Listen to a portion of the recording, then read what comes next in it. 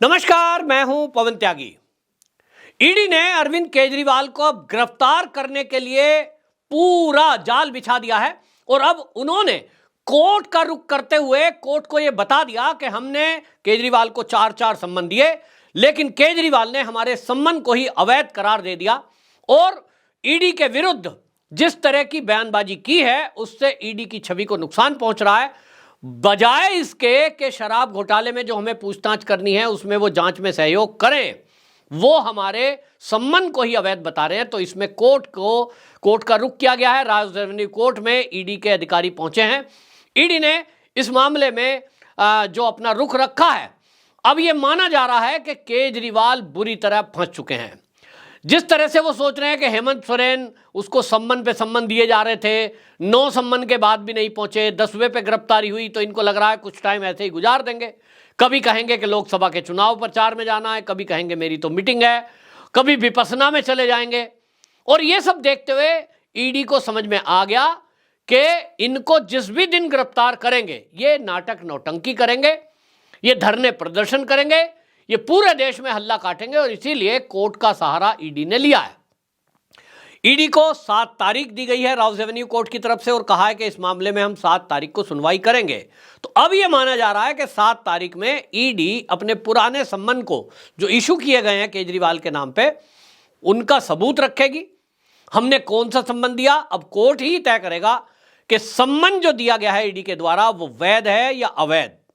कोई भी एजेंसी जब उसको आदेश मिलता है कोई सबूत और गवाहों के आधार पर कि भैया कोई घोटाला हुआ है और इसमें इस आदमी से पूछताछ की जरूरत है, सम्मन किसी को भी दिया जा सकता है। आप पूछे किस हैसियत से बुलाया जा रहा है, तो वो हैसियत बताने की जरूरत ना तो सीबीआई को होती है ना ईडी को होती है। ऐसा केंद्र ने कानून ये बदला है और ये कानून मोदी सरकार के आने के बाद चेंज हुआ है।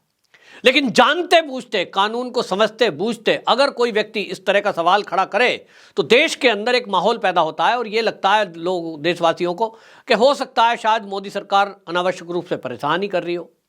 तो आप देखिए कि जिस तरह के आरोप लगाए गए, अब इस आरोपों में जहां एक तरफ ईडी ने कोर्ट के थ्रू, अब ये बिल्कुल प्रूव हो जाएगा 7 तारीख में, या तो कोर्ट कहेगा कि हम आदेश देते हैं गिरफ्तार करो, सम्मन वैध है, या तो सम्मन अवैध है। यह पता 7 को चलेगा। लेकिन इस बीच एक और बड़ी खबर आ गई, एक और दिल्ली से नई अपडेट आई जिसमें सारे चैनलों के रुख केजरीवाल के आवास की तरफ हो गए। और वो था, केजरीवाल ने भारतीय जनता पार्टी के ऊपर, आपको बताएं, कुछ दिनों पहले आरोप लगा दिया कि Bharatiya Janata party operation lotus के तहत हमारी दिल्ली की चुनी हुई सरकार को गिराना चाहती है। ये आरोप लगाए गए कि हमारे विधायकों से संपर्क किया जा रहा है और 7 विधायकों से 25-25 करोड़ रुपए की बात कर ली गई है। 21 विधायकों से संपर्क साधा गया है सरकार गिराने के लिए। अरविंद केजरीवाल ने अलग से ये आरोप लगाए। आतिशी मार्लेना जो दिल्ली में मंत्री हैं, उन्होंने प्रेस कॉन्फ्रेंस करके बाकायदा एक बार फिर से आरोप लगाए। तो फिर लाजमी था कि जब भारतीय जनता पार्टी, इतना बड़ा संगठन जिसके मुखिया इस समय हमें मोदी दिखाई दे रहे हैं, लोकसभा का चुनाव सर पर है, और कोई ये आरोप लगा दे कि चुनी हुई सरकार के विधायकों को खरीदा जा रहा है, तो भारतीय जनता पार्टी का इस मामले में सफाई देना बनता था। भारतीय जनता पार्टी ने इस मामले में सफाई देने के बजाय पुलिस का रुख किया, क्योंकि इस तरह के आरोप अरविंद केजरीवाल के द्वारा पहले भी लगाए जा चुके हैं। अब से लगभग 1 साल हो गया।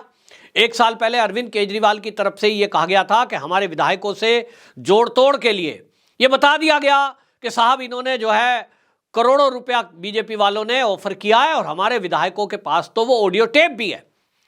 बीजेपी के एक बड़े लीडर का फोन आया है, सवाल पूछा गया। मीडिया तो पूछता नहीं है, मीडिया तो गूंगा हो जाता है वहां जाके। अरविंद केजरीवाल की प्रेस कॉन्फ्रेंस हो, संजय सिंह प्रेस कॉन्फ्रेंस करते थे, अभी तो जेल में है, आतिशी प्रेस कॉन्फ्रेंस करती हो, आप उस प्रेस कॉन्फ्रेंस को तसल्ली से देखिए। क्या आपको कभी भी उस प्रेस कॉन्फ्रेंस में पत्रकारों की तरफ से कोई सवाल दागते हुए सुना गया है? उत्तर है नहीं। वहां प्रेस कॉन्फ्रेंस होती है, जो आम आदमी पार्टी के नेताओं को बात रखनी होती है, उतना देर रिकॉर्डिंग होती है, उसके बाद स्विच ऑफ, वो वीडियो चलेगी, ब्रेकिंग न्यूज में चलेगी। केजरीवाल ने यह कहा, आतिशी ने आज ये कहा, प्रेस कॉन्फ्रेंस हो रही है। आप भारतीय जनता पार्टी की प्रेस कॉन्फ्रेंस देखेंगे, तो आप भारतीय जनता पार्टी के आप देखिए कितने ही बड़े लीडर प्रेस कॉन्फ्रेंस कर रहे हो। मैंने देखा है रविशंकर प्रसाद जो हैं, कानून मंत्री रहे, आजकल प्रवक्ता हैं, वो तक भी शहजाद पूनावाला जब कभी प्रेस कॉन्फ्रेंस करते हैं, चाहे संबित पात्रा हो, वो क्या करते हैं, प्रेस कॉन्फ्रेंस में पहले अपनी बात रखते हैं और उसके बाद कंपलसरी आप देखना वो कहेंगे अब आपका कोई पत्रकार बंधुओं का सवाल हो तो पूछिए, और वो सवाल का जवाब दिया जाता है। लेकिन आम आदमी पार्टी की प्रेस कॉन्फ्रेंस में ये परंपरा नहीं है। अपनी बात रखेंगे, प्रश्नों के लिए कोई जगह नहीं है। इसी तरह कांग्रेस की प्रेस कॉन्फ्रेंस देखेंगे, राहुल गांधी को कोई बात रखनी है, प्रश्न के लिए कोई जगह नहीं है, तो आरोप लगाओ और भाग जाओ। यही जो है शहजाद पूनावाला जो प्रवक्ता हैं बीजेपी के, उन्होंने प्रेस कॉन्फ्रेंस में यह आरोप लगाया। अब अरविंद केजरीवाल की मुसीबत इसलिए बढ़ी क्योंकि भारतीय जनता पार्टी ने पुलिस कमिश्नर दिल्ली को यह कंप्लेंट कर दी कि साहब हमारे ऊपर आरोप लगाए, हमने ऐसा किसी को ऑफर दिया नहीं है, क्योंकि हमारी छवि खराब हो रही है। और इस तरह का काम केजरीवाल पहले भी कर चुके हैं।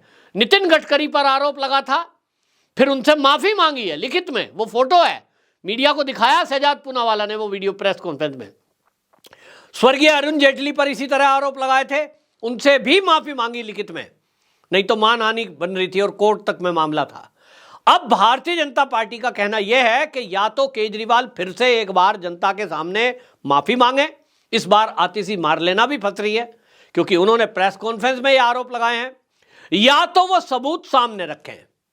अब बीजेपी ये भी कह रही है कि हो सकता है फर्जी ये कोई सबूत दिखा दें, अपने ही आदमी से विधायक से फोन करा दें और इस काम में माहिर हैं, और फोन की रिकॉर्डिंग कर दें और कहें देखिए जी ये है बीजेपी का आदमी और ये फोन कर रहा है।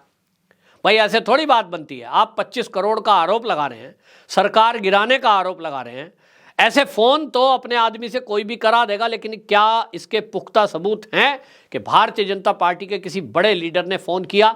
1 साल हो गया, वो ऑडियो क्लिप कहीं भी आम आदमी पार्टी के लोगों ने ना तो मीडिया को दी ना तो कहीं कंप्लेंट करी। भाई आपकी सरकार कोई गिराना चाह रहा है, आपके विधायकों को खरीदना चाह रहा है, ये तो बहुत गंभीर आरोप है। दिल्ली में सारी कोर्ट हैं, निचली अदालत से लेकर सुप्रीम कोर्ट तक, आप कोर्ट में जाने में माहिर हैं, आपके पास एक इकोसिस्टम है। अभी तक तो कोर्ट में चले जाना चाहिए था और सीधे जाके जज साहब के सामने पेश हो जाते, देखो जी हमारी सरकार को गिराने का प्रयास हो रहा है, ये रहे सबूत। तो भारतीय जनता पार्टी के खिलाफ अभी तक कोर्ट से कुछ ना कुछ कार्रवाई हो गई होती और आपकी छवि बनती, लेकिन हो रहा है उल्टा। आप आरोप लगाते हो तो भाग जाते हो। सम्मन देने के लिए, अब नोटिस देने के लिए दिल्ली पुलिस क्राइम ब्रांच जब पहुंची तो कहा गया केजरीवाल जी वहां उपलब्ध नहीं है। अब उपलब्ध नहीं है, कहां चले गए भाई? खबर चल रही है टीवी पर, तो अब अगले दिन जाएंगे। आतिशी मारलेना को भी देने के लिए वो भी घर पर नहीं है। तो क्राइम ब्रांच ने मीडिया को बताया कि हमने दोनों नेताओं के यहां संपर्क किया, पता लगा ये दोनों अपने आवास पर उपस्थित नहीं है, लेकिन पर्सनली क्योंकि इन्हीं लोगों ने आरोप लगाया है, इन्हीं दोनों को ये संबंध थमाए जाएंगे और इनसे पूछताछ के लिए अब क्राइम ब्रांच दिल्ली पुलिस बुलाने वाली है कि आपने जो आरोप लगाए हैं, अब बीजेपी ने आपके खिलाफ कंप्लेंट करा दी है, आप सबूत रखिए वरना जेल जाने को तैयार रहिए। अब क्योंकि मामला सीधा सीधा क्राइम ब्रांच में है, किसी ने कोर्ट में नहीं रखा है, पुलिस जांच करेगी। और अगर कोई विधायक ऐसा सच में है तो निश्चित जानिए कि यह भारतीय जनता पार्टी के लिए भी आसान बात नहीं है। लेकिन बीजेपी का कहना यह है कि ये झूठ बोलने में माहिर हैं और इसलिए हमें लग रहा है कि ये झूठे कोई भी आरोप लगाकर इस तरह से भाग जाते हैं, इस बार हम इनको भागने नहीं देंगे। तो एक तरफ भारतीय जनता पार्टी ने अपने ऊपर लगे हुए खरीद फरोख्त के आरोपों में केजरीवाल को और आतिशी मारलेना को घेरने की पूरी तैयारी कर ली है, क्राइम ब्रांच में जो कंप्लेंट कराई है। दूसरी तरफ ईडी ने भी कोर्ट में जाकर यह पुख्ता कर दिया कि अब जो इनको सम्मन मिला है, ये जो पूछ रहे ना बार बार किस हैसियत से बुलाया जा रहा है, ये तो इल्लीगल है, इसका जवाब अब कोर्ट के फैसले के बाद ही मिलेगा। तो ये आप समझ लीजिए कि 7 जनवरी की तारीख जो तय है, इसके बाद जो भी अगली तारीख ईडी को मिलेगी, इसके बाद क्या फैसला होता है ये देखना होगा। लेकिन अब ये तय है कि अब कोर्ट में मामला है। सब लोग, भारतीय जनता पार्टी के लोग भी कह रहे थे केजरीवाल को कि भैया आप क्यों नहीं जाते कोर्ट, अगर सम्मन अवैध है ईडी का। तो उन्होंने कहा हम क्यों जाएं, तो भैया ईडी चली गई। अब ईडी जो है अपना बात रखेगी और ये समझ लीजिए कि यहाँ जो है अब मुश्किलें बढ़ने वाली है। आतिशी मार्लेना के बारे में ये बताया जा रहा है कि भैया वो जो प्रेस कॉन्फ्रेंस करा है वो फंस चुकी हैं, तो दोनों के खिलाफ अब कार्रवाई होगी या वो माफी मांगकर फिर से एक बार इस सारे मुद्दे पर यू टर्न लेंगे, देखना होगा।